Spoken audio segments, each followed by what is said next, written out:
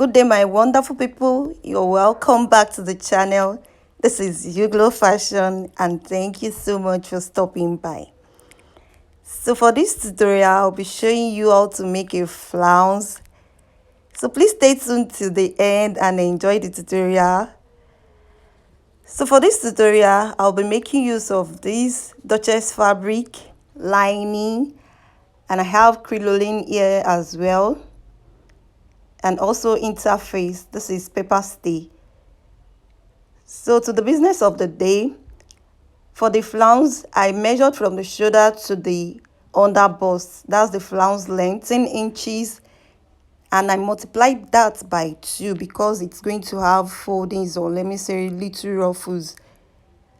Then that gives me 28 inches. I divided it by 6.28, which is the standard for flay or peplon, and the flounce width is 5 inches. That's the width of the flounce. Then I added 1 inch for allowance, which gives me 6 inches. So I added the length plus the width. This will give me the actual folding I will have. That is the way to fold my lining, because I first cut this with my lining. So 6 plus 4 will give me 10 inches. So I have the 10 inches here already. You can see I folded the fabric, my lining, into 2, and after getting my 10 inches, I proceed to iron it out.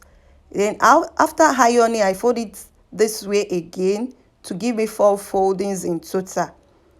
And I have 2 joint side. As you can see, I have 2 joint side on my left side, and I have 4 foldings in total.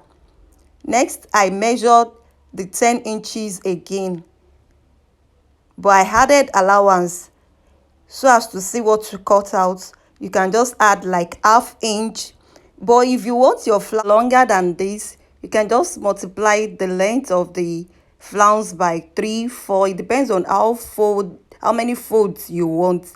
So, and I proceed to mark the 10 inches right here.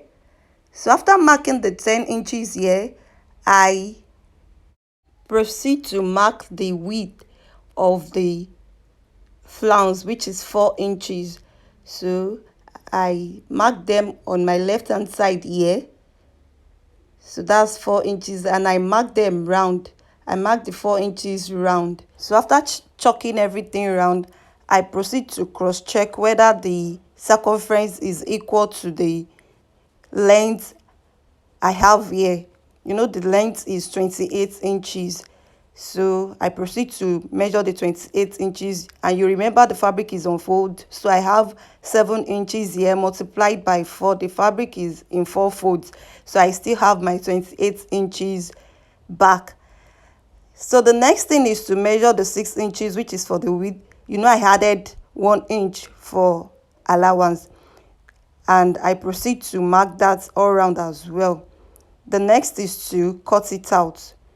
Now we have like a circle form, or let me say we have a peplon. You can see it's still folded. So I opened one side up this way. Now to the flounce, I had to reshape the flay I have on the table already. I have to reshape it. So at this point, I marked 1 inch. Then at the M here, I marked like 8 inch. It depends on how the flounce shape is. So for this, I marked like 8 inch. Then I connected the lines together using curve shape. You know, I used freehand here, but you try to blend it well. So just ensure it's curved well. Depends on how the shape of the flounce is, like I said earlier. Then next is to proceed and cut it out. So after cutting, I placed it on my remaining on the main fabric, and I cut it out. I also added interface to it. So this is what we have at the end of the day. Next is to stitch the crinoline to the M side. So, and I proceed to pin it to the lining. You can see all what I've been doing has been on the lining. So I proceed to pin it round. And stitch on it. So I stitch on the hem, and also I gave it another stitch up here so as to make the crinoline relax. And I have excess, so I cut it out. I did the same for the two sides. Having done with that, the next step is to stitch both the fabric and the lining together. You can see how it is.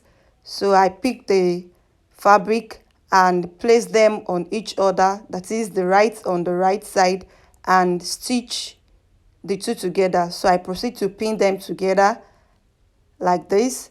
Then after pinning, I proceed to the machine to stitch the two together.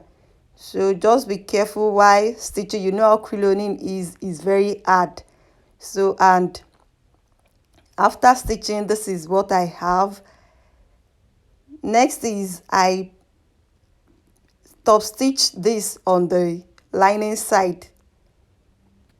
So I had to pin it down again, and I proceed to top stitch on the lining side, so no stitch is showing on the main fabric. So after doing this, I proceed to iron it out. Now crinoline is iron. I'm trying to pin it down on my mannequin. You can do it anyhow you like, depends on the style you are making.